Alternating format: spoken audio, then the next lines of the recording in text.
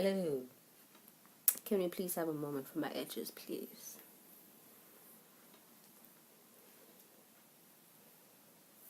I do look cute. On this episode of We're Not Discussing My Hair or My Issues, we're reviewing a movie. So, this movie I picked up a while ago because I saw it on my Google Play and it was frustrating me because I couldn't view the trailer. And so, because I don't know how to budget or what to do with my money, despite having an enormous amount of bills to pay, I went and bought the movie just so I can get it out of my brain. And so here we are. Was this the point to get me to go and buy it? Because I didn't buy it on Google Play. I just went to a movie store and bought it. Because I'm a loser like that. Happy Death Day. If you're like me and it takes you a minute to kind of like adjust your eyes and realize what you're looking at, I didn't know what I was looking at for a while. Without the movie reference, as in like without watching the movie, I still wouldn't know what this is. So it literally took me watching the movie before I realized that it is a cake. It's actually about a girl who is pretty, according to what the descriptor says. And I say pretty because, you know, beauty is in the eye of the beholder. That's what they said. I'm not saying she's not. I'm saying that's what they said. They said a pretty girl who's very much into herself finds herself stuck in a loop of her birthday, which happens to be the same day in which she dies. So basically, it's a series of the same day. It's a series of events about the same day and how differently she can, you know, deal with and cope with it. By the time she realizes, actually, this is not just deja vu, I'm actually reliving the same day over and over again, which happens to be my birthday, which also happens to be the same day in which I die. Now, she's pretty, she's in college, and she's not really the nicest person in the world. So that suspect list is long. So it takes her a while to figure out who might dislike her enough to actually want to kill her versus who dislikes her enough who wouldn't mind if she was just dead. Because, you know, there's people who don't like you, who wouldn't mind if you didn't exist. There's people who don't like you, who wouldn't mind if you had never been born, or who wouldn't, you know, shed a tear if you were to get hit by a car, or mugged, you know, or burnt to death on a stake or something. I don't know. But for her, the loop will not end until she figures out who actually killed her. And like I said, it's quite difficult to do when no one likes you.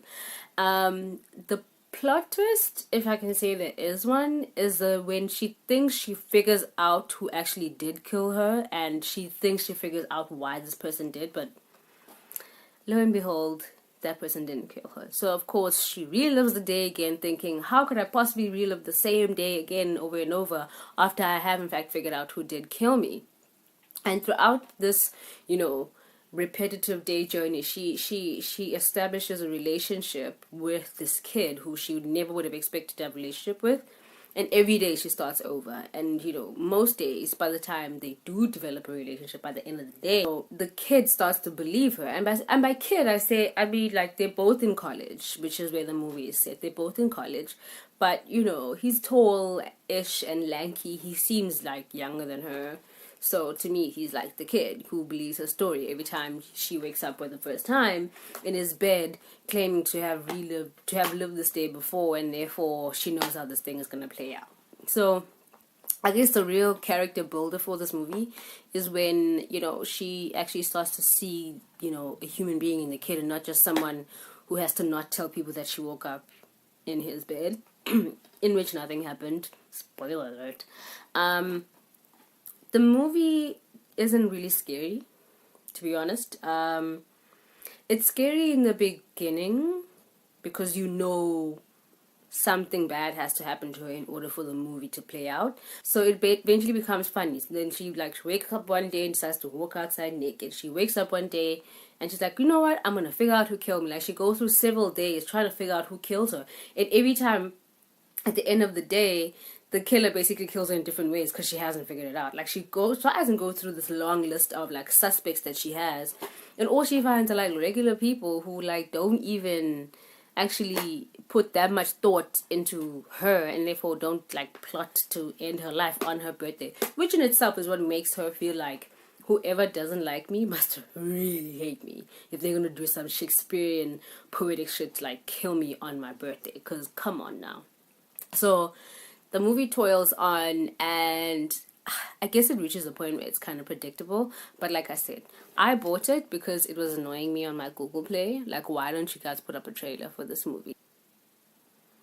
But in any case, if you like movies that seem like horror movies but actually turn out to not be like scary, in the like someone's gonna get killed and not survive the movie kind of way, or if you're into horror movies that are not about the supernatural, which is actually my kind of horror movies. I prefer supernatural kind of horror movies because those are the kind of ones that really make you scare yourself, because you're the one wondering, is the guy's gonna come out from my ceiling? Is she gonna come from, you know, a bathtub full of bubbles? Where is she gonna come from?